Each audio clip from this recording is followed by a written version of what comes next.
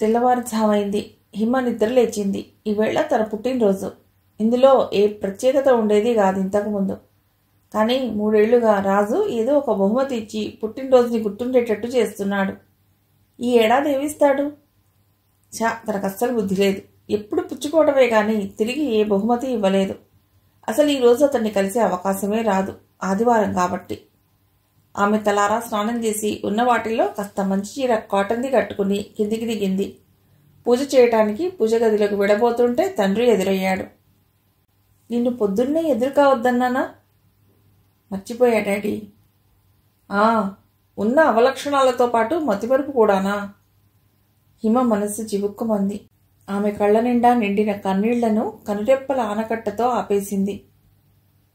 వీలైనంతలో మనస్సు దేవుడి మీద లగ్నం చేసి పూజ చేసింది. కొన్ని అక్షింతలు తీసుకుని తల్లి గదిలోకి వెళ్ళింది. ఆవిడ పాదాలకు నమస్కరించింది. ఇవేం చేయాలి అడిగారు ఆవిడ. నా తలపై వెయ్యమ్మా. ఆవిడ వేశారు.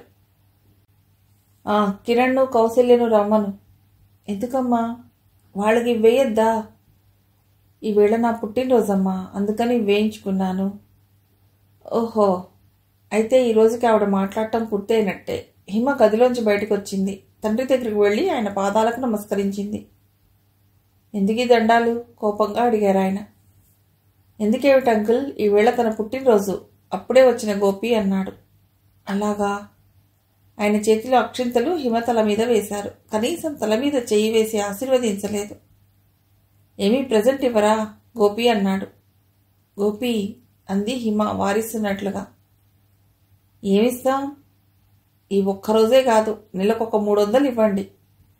300? డబ్బేమైనా చెట్లకు కాస్తుందనుకున్నావా? అంకుల్, 300 ఇచ్చారనుకోండి, మాటి మాటికి తను డబ్బులు అడగదు, మీరు ఇవ్వనక్కర్లేదు. ఖర్చులన్నీ దానిలోనే సర్దుకోవాలి. సరే, ఆయన లోపలికి వెళ్ళి 10 రూపాయలు తీసుకొచ్చి ఇచ్చారు. అప్పటి వరకు ఆనందంగా ఉన్న హిమ, గోపీలకు ఆనందం కాస్త ఆవిరైపోయింది. ఇద్దరూ మొహాలు చూసుకున్నారు. ఇదేమిటి అంకుల్, నేను హిమకి ఇవ్వమన్నది నెలకు 300. ఈ నెలకింతే. ఈ మధ్య ఏదో ఫంక్షన్ అంటూ 300 తీశారుగా. అబ్బా, ఈయనకి ఎంత గుర్తు! వసంత వాళ్ళ పాపకి కొన్న గిఫ్ట్స్ గుర్తున్నాయి. అందుకే ఆయన అంతటి వ్యాపారవేత్త అయ్యాడు. ఐఎమ్ సారీ హిమ, గోపి అన్నాడు. అతడు రాకముందు తండ్రి ఏమన్నాడో చెప్పాలని లేదు. పర్వాలేదు గోపి, ఆయన మాటలు మనకు కొత్త కావుగా. ఇంతలో గోపిని రంగారావు గారు పిలిచారు. వాళ్ళిద్దరూ ఏవో వ్యాపార విషయాలు మాట్లాడుకుంటున్నారు. రంగారావు గారికి గోపి మీద గల నమ్మకం అంతా ఇంతా కాదు. హిమ హాల్లో కూర్చుని పేపర్ చూడసాగింది. మనసు మాత్రం రాజు గురించి ఆలోచిస్తోంది. తండ్రి డబ్బిస్తే రాజు, తను, గోపి హోటల్లో లంచ్కి పెడదామనుకుంది. ఆయన లంచ్ కాదు కదా, కనీసం కాఫీ వచ్చే డబ్బైనా ఇవ్వలేదు. అమ్మాయి గారు, టిఫిన్కి రండి, పిలిచింది నరసమ్మ గారు. తనను మీరు అనకుండా పేరు పెట్టి పిలవమని హిమ ఆవిడకి చాలాసార్లు చెప్పింది. అయినా ఆవిడ వినదు. హిమ గోపిని, తండ్రిని టిఫిన్కి పిలుచుకొచ్చింది. అందరూ డైనింగ్ టేబుల్ వైపు పెడుతున్నారు. హిమ అంటూ వచ్చింది వసంత. రా వసంత. హ్యాపీ బర్త్డే హిమ అని ఇన్ని సంవత్సరాల్లో వసంత ఎప్పుడు తనకి పుట్టినరోజు శుభాకాంక్షలు చెప్పలేదు. ఇప్పుడేమిటి కొత్తగా? థ్యాంక్ యూ వసంత. ఏదో బిజీగా ఉన్నట్లున్నావు. బిజీ ఏం లేదు, స్నానం, పూజ అయ్యాయి. చెప్పటం మర్చాను, ఇదిగో నీ పుట్టినరోజు కానుక. అది రాజు పంపించిందని ఎలా చెప్పాలి? కానుకలు ఎందుకు వసంత, నువ్వు స్వయంగా వచ్చి శుభాకాంక్షలు చెప్పావు చాలదు. అబ్బా, పొద్దున్నే భలే తీరుబడమ్మాయి నీకు. రంగారావు గారు ఇంకేమంటారోనని హిమ వసంతని చేయబట్టుకు లాక్కుపోయింది మేడ మీదకు. నువ్వెప్పుడొచ్చినా ఏదో ఒక అవమానం ఎదురవుతోంది వసంత నీకు ఇంట్లో. ఏమీ అనుకోకు. అయినా ఈరోజు ఆదివారం అని డాడీ ఇంట్లో ఉంటారని తెలుసు కదా. ఎందుకు వచ్చావని అడుగుతావు అంతే కదా. ఇదిగో ఇందుకు. వసంత తెచ్చిన ప్యాకెట్ హిమ చేతిలో పెట్టింది. ఏమిటి వసంత ఇది? ఇచ్చేవరకేనమ్మా నా డ్యూటీ, వివరాలు చెప్పే పర్మిషన్ నాకు లేదు. అది కాదు వసంత. ఏది కాదు? హిమ, ఈరోజు నీ పుట్టినరోజు. రాజు పంపిన కానుక ఇది. ఏవేవో ఆలోచించి మనసు పాడు చేసుకోకు. హ్యాపీగా ఉండు. వస్తాను. వసంత, కాస్త కాఫీ. అవేమీ వద్దన్నానా? వసంత వెళ్ళిపోయింది. హిమ గదిలోకి వెళ్ళి న్యూస్ పేపర్ చుట్టిన ప్యాకెట్ విప్పింది. అందులో ఎర్ర సాటిన్ రిబ్బర్ చుట్టిన ప్యాకెట్. అది తీయగానే హంసరెక్కల్లాగా, మల్లెపువ్వు రేకుల్లాగా, మంచి మనసులాగా తెల్ల చీర. మడత విప్పి చూస్తే చీరంతా నెమలి కంఠం రంగులో పురివిప్పుకున్న చిన్న చిన్న నెమళ్ళు, పైటన్సంతా పురివిప్పుకున్నట్టు పెద్ద నెమలి. చీర మడతలోంచి జారిపడిన జాకెట్, దాని చేతుల మీద చిన్ని నెమళ్ళు, చీర మీదలాగా వీపుపై పరుచుకున్నట్టు ఒక నెమలి. ఆ ప్యాకెట్లో నుండి జారిపడిన ఉత్తరం, ఆ రోజు తను పోగొట్టుకున్న ఎర్ర జాకెట్. హిమ ఈ వస్తువులన్నింటినీ కలిపి ఆలోచించలేకపోతోంది. ఆ సందేహాలకు సమాధానంగా కవర్ కనబడింది. అది తెరిచి చూస్తే, హిమ పుట్టినరోజు శుభాకాంక్షలు. ప్రతి సంవత్సరం స్వయంగా చెప్పేవాణ్ణి. ఈ సంవత్సరం ఇలా వసంత చేత గిఫ్ట్ పంపించవలసి వచ్చింది. తమాషాగా ఉంది. నీకు ఏం గిఫ్ట్ ఇవ్వాలా అని బాగా ఆలోచించాను. వజ్రాలు కొనేంత డబ్బు లేదు, బంగారం కొనేంత తాహతూ లేదు. అవి కొన్నా అందులో నా ముద్ర కనిపించదు. ఇచ్చే కానుక నన్ను గుర్తు చేయాలి, నిన్ను చుట్టుకుపోవాలి. అందుకు చీరే సరైనదనిపించింది. బజార్లో ఉన్న ఏ చీర నాకు నచ్చలేదు. అందుకే నాకు ఇష్టమైన రంగు, నీకు ఇష్టమైన పక్షిని జత చేసి నీకు కానుకగా పంపిస్తున్నాను. ఎలా ఉందో చెప్పాలి. ఈ విషయంలో వసంతకు మనమిద్దరం థ్యాంక్స్ చెప్పాలి. మన కోసం తను నీకు తెలియకుండా నీ బ్లౌజ్ దొంగతనం చేసింది. తను హెల్ప్ చేసింది కాబట్టే నీకు ఒక సెట్గా చీర బ్లౌజ్ అందించగలిగాను. హిమ, బహుశా నువ్వు మీ ఇంట్లో విందు వినోదాల్లో మునిగి ఉంటావు. అందుకే ఎక్కడికి నేను రమ్మని పిలవలేకపోతున్నాను. వీలైతే ఈ సాయంత్రమే నిన్ను ఈ చీరలో చూడాలనుంది. కానీ ఎలా? రేపైనా కాలేజీకి నేను కోరుకున్నట్టు వస్తే సంతోషిస్తాను. ఇప్పటికీ నీవాడు రాజు. హిమకి ఇప్పుడంతా అర్థమైంది. ఆ రోజు వసంత హఠాత్తుగా ఎందుకు వచ్చిందో, ఎందుకంత హడావుడిగా వెళ్ళిందో. జాకెట్ దొంగతనం చేయటం అనే ప్లాన్ ఎవరిదో ఈసారి కలిసినప్పుడు అడగాలి. పుట్టినరోజున ఇంతసేపటికి హిమ పెదవులపై నవ్వు విరిసింది. ఆ సాయంత్రం గుడికి వెళ్లాలనుకుంది హిమ. అంతవరకు కాస్త మబ్బుగా ఉన్న వాతావరణం కుంభవృష్టిగా కురవసాగింది. కారులో పెడదామన్న రంగారావు గారు గోపిని తీసుకుని బయటికి వెళ్లారు. ఈ వానలో ఎక్కడో ఆగిపోయి ఉండాలి. హిమకి కొత్త చీర కూడా కట్టుకోవాలనిపించలేదు. ఆమె కిటికీ దగ్గర నిలబడి వర్షాన్ని చూడసాగింది. కను చీకటి పడుతున్న వేళ పెరటివైపు తోటంతా వానలో తడిసి ముద్దవ్వసాగింది. వర్షపు ధారలు ఎక్కడా వంకరపోకుండా వెండి దారాలా పడుతున్నాయి. తోటకి అవతలి వైపు రోడ్డు ఉంది. ఇద్దరు పిల్లలు ఒక చిన్న గొడుగులో నడుచుకుంటూ వెడుతున్నారు. హిమకి తన బాల్యం గుర్తుకొచ్చింది. ప్రైమరీ స్కూల్లో చదివే రోజుల్లో తనకి చిన్న గొడుగు ఉండేది. ఆ రోజుల్లోనే తను చదివే కాన్వెంట్ స్కూల్కి బస్సు ఉండేది. బస్సు ఇంటికి కొంచెం దూరంలో ఆగేది. వాన పడినప్పుడు బస్ దగ్గరకు రావటానికి వెళ్ళటానికి తను గొడుగు వాడేది. ఇంటి దగ్గర బామ్మగారో గోపియో గొడుగు విప్పి ఇస్తే తను వేసుకు వెళ్లేది. బస్ దిగి స్కూల్కి వెడితే అక్కడ రాజు గొడుగు మూసి ఇచ్చేవాడు. స్టైల్గా గొడుగు వాడతావు గాని అది ముయ్యడం తెరవటం రాదు నీకు అని అన్నయ్యలు ఏడిపించేవారు. తనకి చలిగాలి పడదు. ఒక్క వాన చినుకు పడ్డా జలుబు చేసేస్తుంది. సాధారణంగా తను బస్ దిగేసరికి రాజు హాజరుగా ఉంటాడు. తను వానలో తడిసిన హిమపై ఒక్క చినుకు పడనిచ్చేవాడు కాదు. ఒకసారి క్లాస్లో గొడుగు మర్చిపోతే బస్ దాకా పరిగెత్తుకొచ్చి ఇచ్చాడు. అప్పుడు తన వస్తువులకి అతడి కేర్ టేకర్. ఇప్పుడు తన జీవితానికి కూడా. మర్నాటి ఉదయం హిమ నిద్రలేచేసరికి ఎండ వచ్చేసింది. రాత్రంతా వాన కురిసిందా నాకు తెలియదే అన్నట్టు అమాయకంగా తూర్పులో ఉదయిస్తున్నాడు సూర్యుడు. వాతావరణం తేటగా ఉండటం చూసి హిమకి ఉత్సాహం వచ్చింది. ఆమె తయారై కిందికి దిగొచ్చింది. అమ్మాయి గారు కొత్త చీర ఎంత బాగుంది భూలోకి అంది. హిమ నవ్వేసింది. సోమవారం కొత్త చీర కట్టుకున్నారా? అనారోగ్యం చేస్తుంది అమ్మాయి గారు అంది నరసమ్మగారు. ఊరుకోండి నరసమ్మగారు, అమ్మాయి గారు కొత్త చీర కట్టుకుంటే అయ్యేం మాటలు భూలోక అంది. శాస్త్రం చెప్పానే, భగవంతుడుండగా ఏ బాధ లేదండి. హిమ టిఫిన్ ముగించి తల్లికి చెప్పి కాలేజీకి బయలుదేరింది. కాలేజీలో కూడా ఆ చీరకు ఒకటే ప్రశంసలు. చీరే కానీ నేనెవరికీ నచ్చలేదా నవ్వుకుంది హిమ. ఆ సాయంత్రం 24 గంటల తర్వాత హిమని రాజుని కలుసుకోవటానికి అంగీకరిస్తున్నట్టు ఆ సాయంత్రం సంధ్యాకిరణాల్ని ప్రసరిస్తోంది. పుట్టినరోజు ఎలా జరిగింది? రాజు అడిగాడు. అబ్బా, నిన్నటి రోజు గుర్తు చేసుకోవటానికి కూడా ఇష్టం లేదు. ఎందుకని? తెలియనట్లు అడుగుతావేం? నిన్న నువ్వు నేను కలుసుకోలేదు. సాయంత్రం కలుద్దాం అనుకుంటే నా మొదటి విలన్ వాన. నువ్వు ఫోన్ చేస్తే వచ్చి కలవాలని నేను ఎదురు చూశాను. పోన్లే, ఇప్పుడైనా కలుసుకోగలిగా. చీర నచ్చిందా? నీకైతే నేను ఊహించిన దానికన్నా బాగుంది. నువ్వు ఊహించావా? లేకపోతే ఎలా తయారు చేస్తారనుకున్నావు? నిజం హిమ, తయారు చేసేటప్పుడు చీర ఇంత బాగుంటుంది అనుకోలేదు. చీర నీకు బాగుండడం కాదు, చీరకి నువ్వు అందం తెచ్చావు. అమ్మో, అలా పొగడకు, నాకు అదోలా ఉంది. ఇది పొగట్ట కాదు, నిజమే. స్త్రీత్వం అంటే అదే కదా. ఏ మంచి సృష్టికైనా అందం తెచ్చేది స్త్రీత్వమే కదా. లేదు, కాలేజీలో కూడా అందరూ చీర బాగుందనేవారే. నాకు బాగుందనేవారు ఒక్కరూ లేరు. వాళ్ళెవరికీ నీ గురించి మాట్లాడే హక్కు లేదు, నాకు తప్ప, సింపుల్గా అన్నాడు రాజు. హిమ నవ్వేసింది. అయితే వసంత దొంగతనం బాగా చేసిందంటావు? ఓ బ్రహ్మాండంగా. పాపం, తనని బాగా ఇబ్బంది పెట్టావు.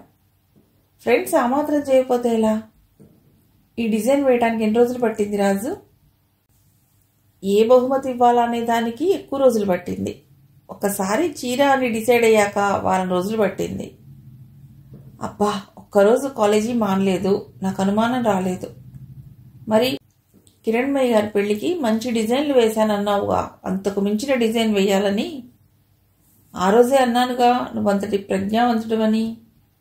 ఆ స్ఫూర్తి నీ నుంచి వచ్చిందే హిమ. అదెలా? అవును, లేకపోతే నాలాంటి పల్లెటూరి మొద్దుని ఎవరు ప్రేమిస్తారు? హిమ ఏదో అనబోయేలోపు వాన మొదలైంది. హిమ అడావుడిగా రాజుకు వీడ్కోలు పలికింది. హిమ మద్రాసు ప్రయాణం ఖరారైంది. ఆమె మనసు మాత్రం ఊగిసలాడుతోంది. కొత్త ప్రదేశాలను చూడొచ్చు, కొత్త అనుభవాలని పోగు చేసుకోవచ్చు. అందుకు వెళ్లాలనుంది. ఇంటిని, అలవాటైన పరిసరాలని, ముఖ్యంగా రాజుని వీడి వెళ్లాలంటే కాస్త బెంగగా ఉంది. ఆ మధ్యాహ్నమే ఆమె ప్రయాణం. బీరువాకి దగ్గరగా స్టూల్ వేసుకుని దానిపై సూట్ కేసు పెట్టి ఆమె బట్టలు సర్దుకోసాగింది. ఉన్నవి మహా అయితే 15 చీరలుంటాయి. అవి కూడా కాలేజీకి కట్టుకెళ్లి పాతగానే కనపడుతున్నాయి. గోపీ ధర్మమ్మ అని తండ్రి 2 నెలలుగా డబ్బిస్తున్నాడు. కానీ అది తన కోసం కాకుండా మెద్రాసు నుండి రాజుకి ఏదైనా బహుమతి కొని తేవాలని దాచింది. అతనికి ఉత్తరాలు రాయటానికి కొన్న లెటర్ ప్యాడ్, కవర్లు సర్దుకుంది. ఆమె ట్రైన్కి వెళ్ళటానికి తయారై కిందకొచ్చింది. రాజుకు ఫోన్ చేద్దామంటే హాల్లో 5-6 మాట్లాడుతూ తండ్రి. ఆమెకు నీరసం వచ్చింది. రైలుకి టైం అయిందని గోపి హెచ్చరించడంతో రంగారావు గారు భోజనానికి లేచారు. గోపి, ఆయన, హిమ మౌనంగానే భోజనం ముగించారు. ఇంట్లో తల్లికి, నరసమ్మ గారికి, భూలోకకు చెప్పి స్టేషన్కి బయలుదేరింది హిమ. ఒక కారులో హిమ, తండ్రి, గోపి, మరొక కారులో రంగారావు గారి కోసం వచ్చిన వాళ్ళు. అందరూ స్టేషన్కి చేరుకున్నారు. ఇంకా ట్రైన్ రావటానికి 20 నిమిషాలు టైం ఉంది. తండ్రి కాస్త దూరంలో ఆయనతో వచ్చిన వాళ్లతో మాట్లాడుతున్నారు. హిమ బాధ చెప్పుకుందుకు గోపి దొరికాడు. చూసావా గోపి, ఈ పెద్ద మనిషి స్టేషన్కి వస్తానని రాలేదు అంది హిమ. ఎవరు, రాజేనా అన్నాడు గోపి కాస్త గట్టిగా. నెమ్మది గోపి, డాడీ వింటారు అంది హిమ. రంగారావు గారు వీళ్ల వైపు ఒకసారి చూసి మళ్ళీ వాళ్లతో మాటల్లో పడ్డారు. నువ్వు అసలు రాజుకి చెప్పావా? టికెట్ కొనగానే చెప్పాను. నిన్న కలుసుకున్నప్పుడు చెప్పాను. స్టేషన్కి వస్తానని, బుక్స్ తీసుకొచ్చి ఇస్తానని చెప్పాడు. మర్చిపోయి ఉంటాడు మహానుభావుడు. ఏ చిత్రం వేస్తున్నాడో, ఏ కవితలో మునిగిపోయాడో కోపంగా అంది హిమ. ఆ కోపం తమాషాగా ఉంది గోపికి. గోపి, నీకు రాజు కనిపిస్తే చెప్పు, నాకు బాగా కోపం వచ్చిందని, తనని బాగా తిట్టుకున్నానని. నేను అలా చెప్తే బాగోదేమో సిన్సియర్గా అన్నాడు గోపి. ఈశ్వరా, మనసులో అనుకుంది. హిమ తండ్రి మీద కూడా కోపంగా ఉంది. స్టేషన్కి కూడా జనాన్ని పోగేసుకురావాలా? కూతురు ఫస్ట్ క్లాస్లో ప్రయాణం చేస్తుందని అందరికీ తెలియాలి. రైలు వచ్చింది. హిమ రైలు ఎక్కేసింది. రాజు మాత్రం కనుచూపు మేరలో కనిపించలేదు. అక్కడ దిగగానే ఫోన్ చేయి, బావగారిని అక్కను అడిగానని చెప్పు. రంగారావు గారి మాటల మధ్య రైలు ప్లాట్ఫామ్ వదిలి మద్రాస్ వైపు ప్రయాణం సాగించడం మొదలెట్టింది. హిమ నిరాశగా సీట్లో కూలబడింది. హ్యాపీ జర్నీ చిరపరిచితమైన గొంతు విని ప్లాట్ఫామ్ వైపు చూస్తున్న హిమ ఇటు తిరిగింది. రాజు. తను చూస్తున్నది రాజునేనా? పాప కాస్త జరుగు అంటూ రాజు పక్కనున్న చిన్న పాపని పక్కకు జరిపి హిమకి కాస్త దగ్గరగా కూర్చున్నాడు. దుర్మార్గుడివి, ఎప్పుడనగా రావాలి, ఇప్పుడా రావటం? హిమ నెమ్మదిగా అన్నా కోపంగా అంది. ఏం చేయను, దేవి గారు ఇంతమంది మార్బలంతో వస్తారని తెలియక అరగంట ముందే స్టేషన్కి వచ్చి కూర్చున్నాను. ఏం చేయను, వాళ్ళందరూ డాడీతో వచ్చారు. నువ్వు వచ్చావని తెలియక నేను నిన్ను తిట్టుకున్నాను, నవ్వింది హిమ. అంతా చూశాను. గోపితో ఏదో సీరియస్గా చెప్పటం. అయ్యో, రైల్ స్పీడ్ అందుకుంది, నువ్వు దిగవా? హిమ కంగారుగా అంది. స్పీడ్ అందుకుంటే అందుకోని, నేను నీతో మద్రాసు వస్తున్నా. నిజంగా? అయితే నీ లగేజ్ ఏది? లేదు, అక్కడ కొనొచ్చులే. ఇదిగో నువ్వెప్పటి నుండో అడుగుతున్న పుస్తకాలు. రాజు పుస్తకాల ప్యాకెట్, యాపిల్స్ ఉన్న బ్యాగ్ అందించాడు. హిమ ఆతృతగా బ్యాగ్ తెరిచి చూసింది. బుచ్చిబాబు గారి చివరికి మిగిలేది, కొమ్మూరి సాంబశివరావు గారి గడగడ మోగిన గంట, ముళ్ళపూడి వారి రాధాగోపాలం, సులోచనారాణి గారి సెక్రటరీ, వేణుగోపాలరావు గారి ఈ దేశంలో ఒక భాగం ఇది, ఎన్ఆర్ నంది గారి మరో మొహంజదారో, మాలతీచంద్రుడు గారి సద్యోగం. ఆ పుస్తకాలు చూసి మురిసిపోయింది హిమ. అబ్బా, ఈ పుస్తకాలు ఇన్నాళ్ళు ఇస్తానని ఇప్పుడా ఇవ్వటం? ఏది ఎప్పుడు ఇవ్వాలో అప్పుడే ఇవ్వాలి. చిన్నప్పటి నుండి మనం ఒకరికి ఒకరని తెలుసున్నా నా మనసు ఎప్పుడు ఇవ్వాలో అప్పుడే ఇచ్చాను కదా, నెమ్మదిగా అన్నాడు రాజు. బాగుంది. ఇందులో ఏ బుక్ ముందుగా చదవను? ఏదైనా సరే, రాధాగోపాలం మాత్రం రైల్లో చదువు. ఎందుకు? మొదటి కథలోనే రాధాగోపాలానికి రైల్లో ప్రయాణిస్తుంటే ఎంకి నాయుడు బావ కనిపిస్తారు. అలా నీకు కనిపిస్తే నన్ను గుర్తు చేసుకో. బాగుంది. మద్రాసులో ఎక్కడైనా వెంకట్రామన్ గారు కనిపిస్తే నా నమస్కారాలు అందజేయి. యుగంధర్ కనిపిస్తే పలకరించు. తప్పులేదు, కానీ రాజుతో మాట్లాడకు. ఎందుకు? పేర్లు ఒకటే కదా. అతనే నేను అనుకుని. చాపో, ఎంతమంది రాజులైనా నా రాజు కాలేరుగా, నెమ్మదిగా అంది హిమ. ఇదంతా పక్క సీట్లో కూర్చున్న మరొక వ్యక్తికి కూడా వినిపిస్తున్నాయి. నవల్లోని పాత్రలని నిజమైన వ్యక్తులుగా మాట్లాడుతున్నందుకు అతడికి నవ్వొచ్చింది. రైలు రాజమండ్రి స్టేషన్ చేరుకుంది. వస్తాను హిమ, జాగ్రత్తగా వెళ్ళిరా. మద్రాసు వస్తానన్నావుగా? ఇక్కడి దాకానే నా ప్రయాణం. వెళ్ళగానే ఉత్తరం రాయ్. రాజు రైలు దిగుతుంటే చేతిలో బాస్కెట్తో కంపార్ట్మెంట్లోకి ఎక్కింది కిరణ్మయి. ఇతడిని ఎక్కడో చూశానే. రాజుకి ఆమెను చూసి నవ్వాలో నమస్కరించాలో తెలియలేదు. ఈలోగా కిరణ్ అతన్ని దాటి వెళ్ళిపోయింది. రాజు ప్లాట్ఫామ్ నుండి మరొకసారి చూసి వెళ్ళిపోయాడు. హిమ, కిరణ్ పలకరించింది. హిమ ఉలిక్కిపడి ఇటు తిరిగింది. ఏమిటి కిరణ్, సర్ప్రైజ్? నువ్వు వస్తావని అస్సలు ఊహించలేదు. గోపి ఫోన్ చేసి నువ్వు మద్రాసు వెళుతున్నావని టిఫిన్ ఇవ్వమన్నాడు. నిన్ను శ్రమ పెట్టాడన్నమాట. శ్రమకే ఉందిలే, పూరీ కూర చేసి తీసుకొచ్చా. అలాగా, థ్యాంక్స్. హిమ మాట్లాడుతున్నా ఆమె ప్రధ్యానంగా ఉండటం కిరణ్ గమనించింది. అక్కను, బావగారిని, పిల్లలను అడిగానని చెప్పు. తిరిగి ఎప్పుడొస్తావు? విజయదశమి అయ్యాకనే, 21న వస్తాను. రైలు తన గమ్యం వైపు సాగిపోయింది. మద్రాస్ సెంట్రల్ స్టేషన్కు కార్ తీసుకుని కౌసల్య, వెంకట్ వచ్చారు. డాడీ, అమ్మ, గోపి అందరూ బాగున్నారా? నరసమ్మ గారు, భూలోక కూడా బాగున్నారు. హిమ నవ్వుతూ అంది. ఆమె సెన్స్ ఆఫ్ హ్యూమర్ను ఎంజాయ్ చేయడం కౌసల్యలో లేదు. మొహం అదోలా పెట్టింది. ఏమా, బాగా చదువుతున్నావా? వెంకట్ అడిగాడు. బాగానే చదువుతున్నాను బాబుగారు. పోర్టర్ సామాన్ తీసుకుని వచ్చి కారులో పెట్టాడు. తెచ్చిన 2 సామాన్లకు పోర్టర్ అవసరం లేదు. అక్క ఆడంబరం తెలుసు కాబట్టి హిమ ఏం మాట్లాడలేదు.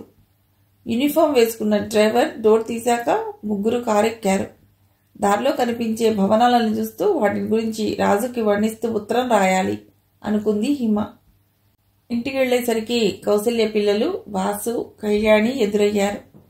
ఇంతసేపు కాస్త చికాగ్గా ఉన్న హిమ మనస్సు పిల్లల్ని చూడగానే ఏదో తెలియని ఆనందం కలిగింది. వాళ్ళని మనస్సారా పలకరించింది. తండ్రి పంపించిన కాకినాడ కాజాలు, పూతరేకులు, మిగిలిన స్వీట్స్ ఇచ్చింది. స్నానం, టిఫిన్ అయ్యాక నిద్రపోదామనుకుంది. కౌసల్య పొద్దున్నే నిద్రపెట్టి అత్తగారిని పలకరించు, లేకపోతే బాగోదు అంది. ఆవిడిక్కడే ఉన్నారా? నాకు ఆ విషయం తెలీదు. పద మాట్లాడొద్దాం. ఇద్దరూ అత్తగారు రూంలోకి వెళ్లారు. ఆవిడకి వినయంగా నమస్కరించింది హిమ.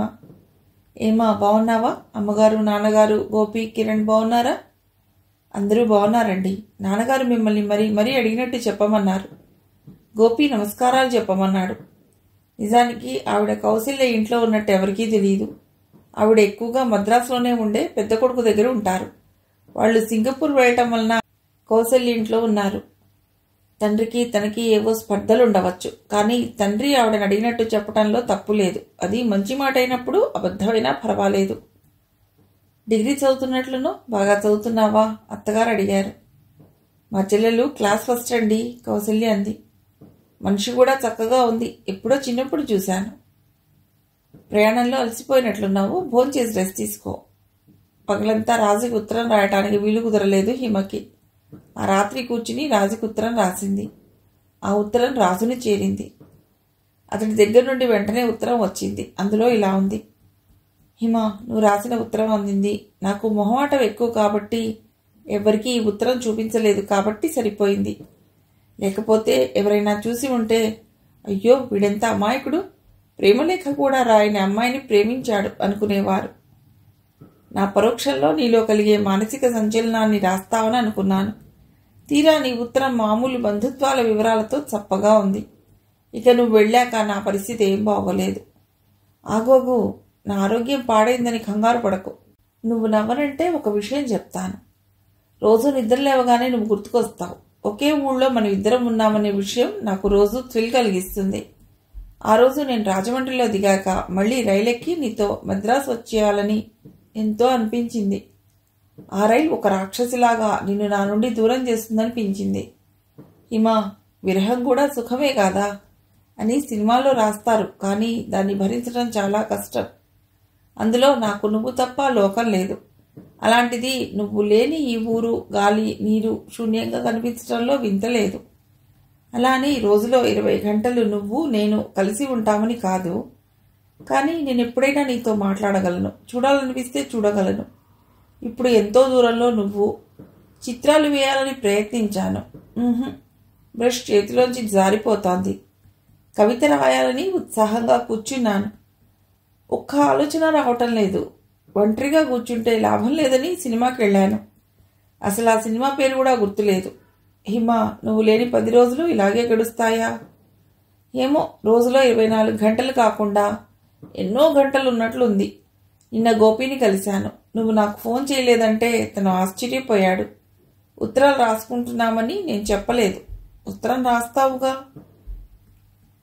హిమ రాజుకి ఉత్తరం రాయాలని కూర్చుంది. పిన్ని, ఏం చేస్తున్నావు అంటూ వచ్చాడు వాసు.